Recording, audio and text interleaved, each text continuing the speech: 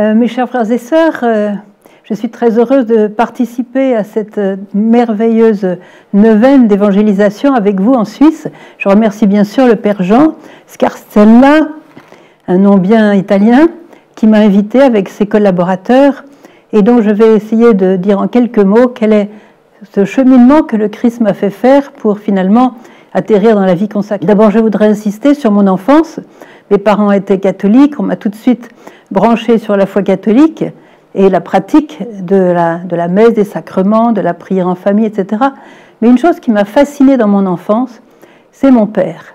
Mon père qui avait une foi très forte et qui, en fait, nous parlait des saints. Et j'étais fascinée par la vie des saints. Que ce soit Don Bosco, le curé d'Ars, même Marthe Robin, on la connaissait à l'époque déjà, les Sainte Thérèse, Sainte Bernadette, les enfants de Fatima, vraiment extraordinaire la vie des saints, Saint François d'Assise. Bref, j'ai été fascinée par la vie des saints et tout de suite je me suis dit, là il y a quelque chose de trop beau, c'est ça que je veux. C'est ça que je veux. Alors évidemment, c'était plus la vie des saints que Dieu lui-même, bien que j'aimais bien aller au catéchisme et tout ça.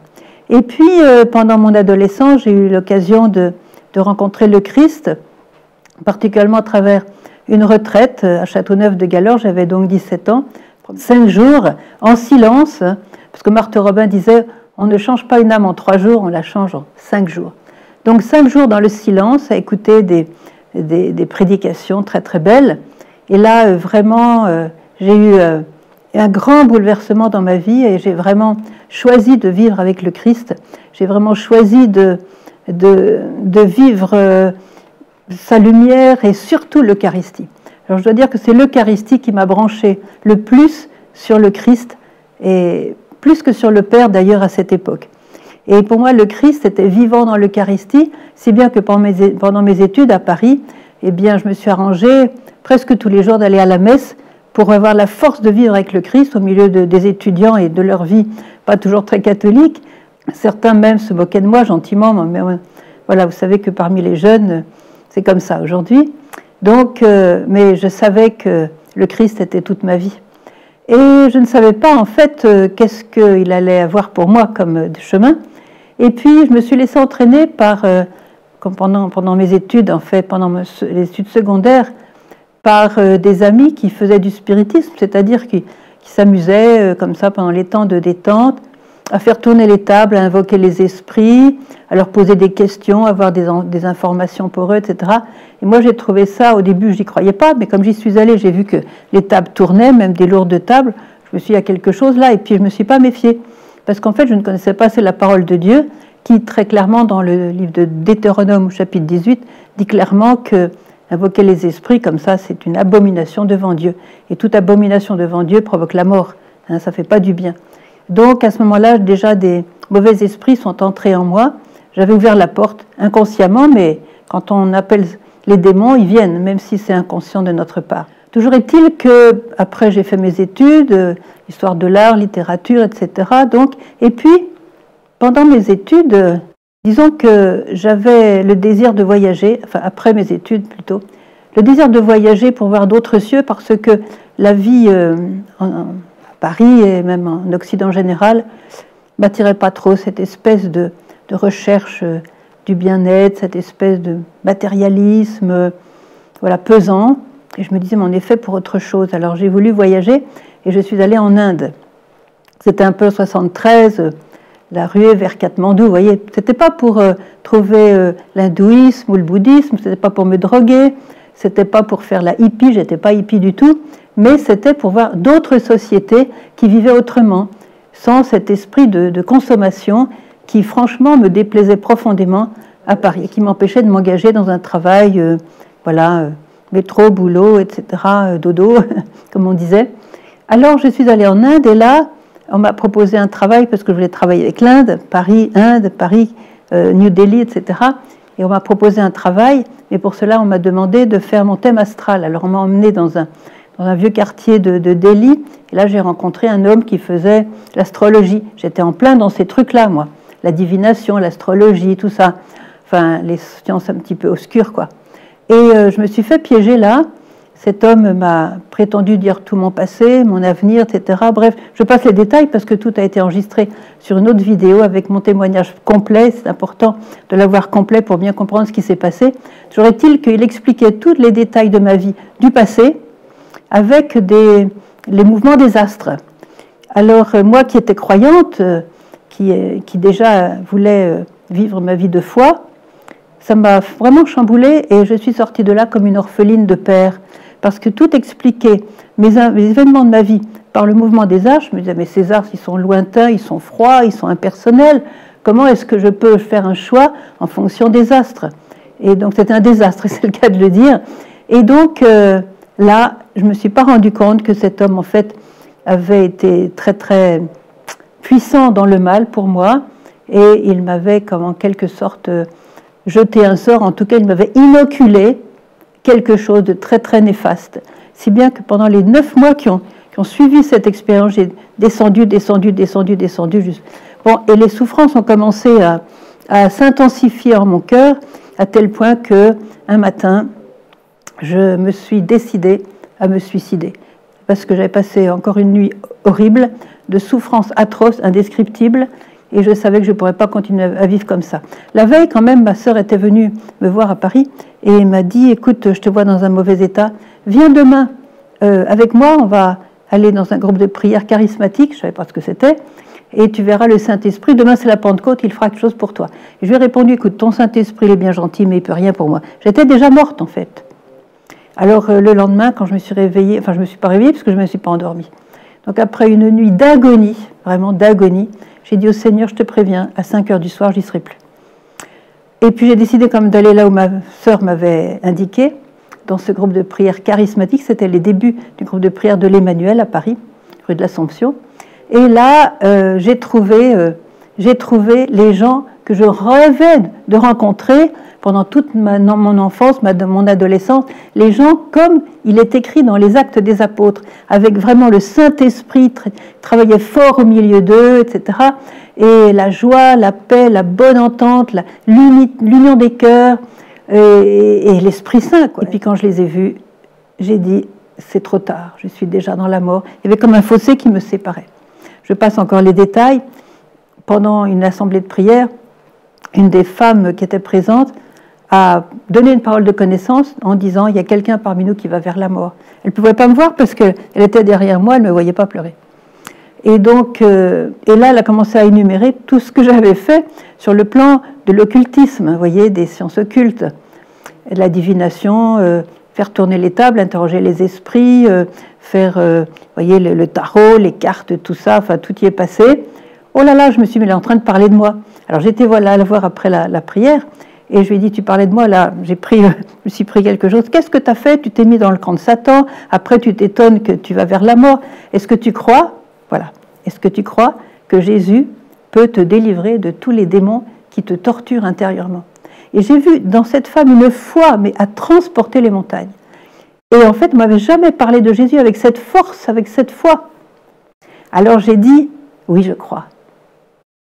Alors elle me dit, bon, ben viens, on va prier pour toi. Et je lui dis, écoute, c'est bien que tu peux, par la prière, le sang de Jésus, me délivrer de mes démons qui m'ont torturé, mais ils m'ont fait tellement de blessures et tellement de dégâts dans mon cœur que je préfère quand même mourir. Je ne peux pas supporter ça. Elle me regarde, mais tu ne crois pas que si Jésus peut te délivrer, il peut aussi te guérir de toutes ces blessures?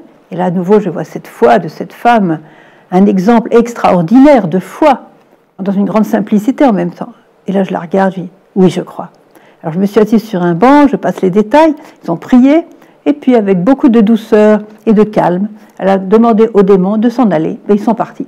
Je me suis levée de ce banc, je me suis tâtée comme ça, je me dis, mais la douleur était partie, le désespoir était parti, l'agonie du cœur était partie. Tous ces habitants malfaisants là qui me torturaient depuis des mois, partis, dégagés. Alors là, c'était un moment dans ma vie extraordinaire. Il était 5 heures du soir. Et j'ai dit, Seigneur, j'avais rendez-vous avec la mort à 5 heures du soir pour mon suicide, et c'est toi qui es venu. Et là, j'ai senti des fleuves d'eau vive me remplir, vraiment couler en moi, et j'ai eu une vision spirituelle. C'était Jésus qui descendait dans ma fosse de mort, pleine d'épines, pleine de sang, pour me tirer au-delà de cette fosse, pour me retirer de cette fosse de mort, mais en se prenant lui les blessures. Comment ne pas craquer devant un tel Dieu, devant un tel Seigneur? Alors j'ai craqué pour lui ce jour-là, parce qu'il avait d'abord, excusez-moi, il avait d'abord été le premier à craquer pour moi. Alors j'ai tellement craqué pour lui que j'ai décidé ce jour-là de lui donner ma vie. Je dis, Seigneur, je devais mourir, c'était mon rendez-vous avec la mort. Tu es venu, tu m'as donné ta vie, et maintenant ce reste de ma vie qui me reste, j'avais 25 ans, et bien il est entièrement pour toi. Alors c'est comme ça pour répondre à la question qu'on m'a posée, comment est-ce que le Christ vous a conduit dans votre vie à faire cette décision de la vie consacrée? Ben, c'était ça, voyez. Qui ne craquerait pas devant un tel Seigneur? Et voilà, donc j'ai continué à cheminer avec le groupe de prière de l'Emmanuel. Puis 3 ans plus tard, le Seigneur m'a appelé. Pendant une adoration, j'étais dans un monastère devant le Saint-Sacrement et je devais faire 2 heures d'adoration.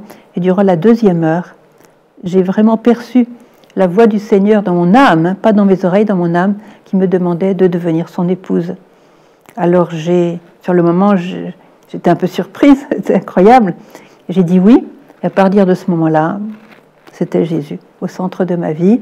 J'ai renoncé au mariage, à avoir des enfants, etc. Voilà, j'ai décidé de suivre Jésus, sachant pas du tout où est-ce qu'il allait me mener, mais j'étais très tranquille parce que je me disais, où qu'il m'amène, où qu'il m'emmène, ça n'a pas d'importance. L'important, c'est que je sois avec lui. Alors, m'ayant appelé à le suivre, Jésus, je lui ai dit, écoute Seigneur, montre-moi la place où tu veux que je vive avec toi. Je suis prête à tout. Mais j'avais quand même, dans cet appel qu'il m'avait donné, j'avais quand même la conscience que ça devait être dans un lieu assez charismatique, puisque j'étais au groupe de prière de l'Emmanuel, fondé donc par Pierre Goursat, qui, entre nous, est sur la voie de la béatification, maintenant à Rome. Et oui, j'avais donc cette idée de vivre une vie comme dans les Actes des Apôtres, les premiers chrétiens qui priaient ensemble, qui partageaient tout, et qui étaient comme la première chrétienté, quoi, avec le Saint-Esprit au centre, et ils écoutaient, ils vivaient dans la mouvance du Saint-Esprit. C'est ça qui me fascinait, autant dans la vie des saints, autant que dans ce groupe-là, je voyais ces gens qui vivaient ça. Alors j'étais heureuse d'être là, et puis après, donc le Seigneur m'a envoyée dans cette communauté, la communauté du Lion de Juda d'abord, dans le Tarn, qui est devenue la communauté des Béatitudes, où je suis encore, à maintenant 72 ans, vous voyez, et je suis heureuse d'avoir fait ce choix, puisque le Seigneur m'a conduite à travers ces années de la communauté. Et puis, à un moment donné, il y a eu l'événement Medjugorje. Alors, j'étais à Jérusalem quand l'événement Medjugorje est venu me rejoindre. Mon frère y a été, il est revenu, il m'a parlé de Medjugorje. Et quand j'ai lu les premiers messages, waouh, j'ai senti ces espèces de ondées de tendresse, de beauté, de douceur, comme les parfums de la Sainte Vierge qui me venaient. Et je n'ai jamais douté depuis ce moment-là. Donc en lisant les premiers messages, Marie à Medjugorje, je n'ai jamais douté que c'était la vérité. Donc quand je suis rentrée en France, j'ai partagé avec mes supérieurs cette expérience avec la Vierge et combien je désirais que la communauté se fasse présente à Medjugorje. C'était donc en 1989, vous voyez, à peine 8 ans après le début des apparitions, et mes supérieurs m'ont envoyé à Medjugorje. Alors là, j'ai dit à la Sainte Vierge, tu sais, je ne suis pas la meilleure personne de la communauté pour travailler avec toi, je veux collaborer avec toi, parce que tu m'as donné un appel fort, mais je ne suis pas la meilleure personne, tu le sais. Maintenant, tu m'as cherché, tu m'as eu, maintenant, il faut faire avec. Et elle a fait avec toutes ces années-là, puisque maintenant, eh bien, je suis depuis plus de 30 ans à Medjugorje. J'y suis toujours, et très vite, on a voulu, avec une petite équipe de la communauté, eh bien, répondre à l'appel de Marie, de collaborer avec lui, pour vivre ces messages d'abord, avec au centre le Christ. Les messages de Marie sont christocentriques, c'est bien important de le dire, et de les propager. Alors c'est comme ça que peu à peu, j'ai fait des petites conférences aux francophones. Beaucoup d'entre vous d'ailleurs sont venus à ce moment-là. Et puis j'ai continué, puis là je me suis dit qu'il faudrait peut-être enregistrer certaines choses pour qu'ils puissent avoir ça à la maison. Et puis finalement on a fait des films, on a fait des livres, et voilà. Ces livres se sont répandus, il y a eu la guerre, ils se sont répandus partout. Et voilà, c'est donc comme ça que, avec cette avec cette brûlure au cœur, je dirais, cette brûlure au cœur qui est importante pour l'évangélisation, de se dire il ne faudrait pas laisser une seule personne sans connaître le Christ. Parce que le Christ, il est trop grand, il est trop beau, il est trop merveilleux, il est la vie, il est le chemin, il est la vérité, il est la joie, il est la paix, il est notre paix, et surtout il est notre grand amour, il est le sens de notre vie. Alors quand on l'a trouvé, c'est difficile de se taire et de ne pas chercher à le faire connaître aux autres. Alors, comme j'ai déjà un petit peu dépassé mon temps, certainement, je voudrais conclure cette vie avec, grande partie avec le Christ. Je voudrais dire que mon passé, je le remets au Seigneur, je le plonge dans la miséricorde, car je suis une pécheresse. Mon présent, j'essaye de le vivre au jour le jour, surtout sous le regard divin, le regard de Jésus, l'époux de mon âme, et non pas sous le regard des hommes, c'est important. Et quant à mon avenir, je le remets à la providence de Dieu. J'ai confiance que si le Seigneur m'a appelé, il me conduira. Dans quoi ça ne me fait rien, c'est son problème, c'est son choix, c'est son plan. Je sais qu'il a un plan pour chacun de nous et il m'a bien montré qu'il avait un plan pour moi. Alors je m'abandonne à ce plan, quel qu'il soit, parce que je sais que même s'il y aura peut-être des orages, il y aura peut-être des épreuves, peut-être des souffrances physiques ou morales, j'en ai eu dans ma vie, je ne vais pas vous cacher ça, eh bien il sera toujours avec moi parce que sa promesse, elle est sûre. Le Seigneur nous aime infiniment, il nous aime infiniment, et c'est ça que je voudrais proclamer au monde entier. Vous ne serez pas déçus si vous mettez Dieu à la première place de votre vie. Alors c'est sûr, j'ai été dans beaucoup de pays du monde pour partager avec tous ces différents peuples, dont la Suisse, dont bien sûr beaucoup en Europe, beaucoup en Amérique, même en Australie, en Inde, en Asie, en Afrique, j'étais partout. Je voudrais simplement dire que quand on se donne à Dieu, c'est à ce moment-là qu'on a des forces. J'ai toujours eu plus de force au retour de mes missions qui étaient épuisantes certaines fois, surtout celles en Asie, avec de longs voyages en avion où je ne dormais jamais, des nuits quelquefois de 2 heures maximum. Et ma communauté vous dira que je rentre toujours beaucoup plus en forme des missions que quand je pars. Pourquoi ? Parce que quand on se donne, c'est Jésus qui fait le travail, on s'abandonne et dans la confiance, il donne toutes les forces dont on a besoin pour accomplir la mission qu'il nous confie, que ce soit l'évangélisation, la consolation, l'écoute des personnes, la prédication, l'échange, voilà, tout ce que la Sainte Vierge peut nous inspirer pour que tous ces enfants connaissent ces messages, pour que tous ces enfants connaissent l'Évangile et ainsi puissent vraiment connaître et goûter la joie d'appartenir au Christ et de le donner. Que Dieu vous bénisse tous abondamment.